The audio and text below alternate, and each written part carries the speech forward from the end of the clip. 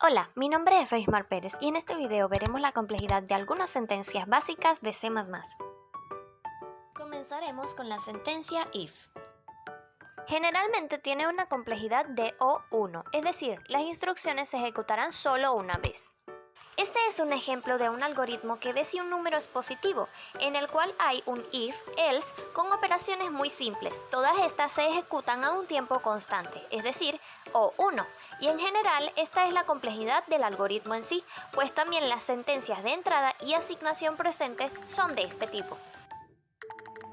Continuamos con la sentencia switch. También suele tener una complejidad O1, mientras que el número de casos siempre sea una constante conocida al momento de compilar, no cambia con el tamaño de entrada. Y básicamente cualquier sentencia lo será, a menos que hablemos de bucles o de estructuras de datos, ahí sí cambia la cosa. En este ejemplo clásico vemos que cada caso del switch es O1, muy parecido al caso anterior. Pero ¿y si agregamos un caso para saber el factorial del número A? Entonces el algoritmo ya no sería O1, porque en este caso la instrucción, como vemos, no se ejecutará una sola vez. Hay varios casos para la sentencia for.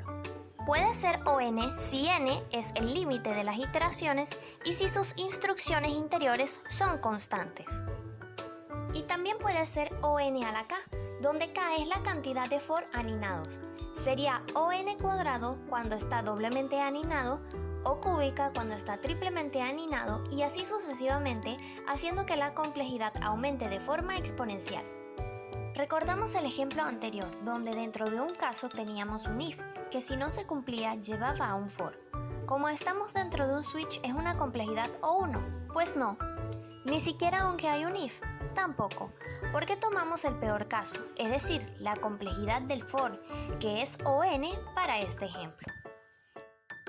Este es un ejemplo de ordenamiento de los elementos de una matriz usando el método de la burbuja, donde observamos dos for aninados, entonces la complejidad de este algoritmo sería O cuadrado.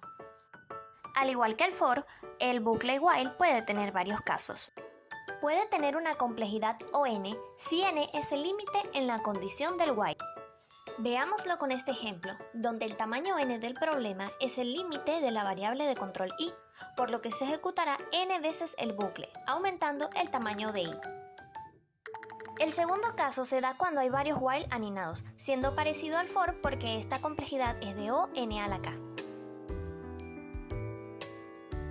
También puede ser O log n, si la evolución de la variable de control no es lineal como en las otras sentencias. La complejidad en este ejemplo sería O log n, porque la variable de control aumentará en 10 por cada iteración, acercándose cada vez más a n, teniendo un tiempo logarítmico. ¿Cuántas vueltas tomaría si n vale 100? En ese caso, solo le tomaría 2. ¿Qué pasa si tenemos un for y dentro del for hay un while? Vemos que el bucle interior es el caso 3, O log n, y se ejecuta n veces debido al for. Por lo tanto, la complejidad de este algoritmo sería O n log n. En la sentencia do while se presentan los mismos casos que para el for y el while, con la diferencia de que la sintaxis es distinta para formular la condición de la variable de control.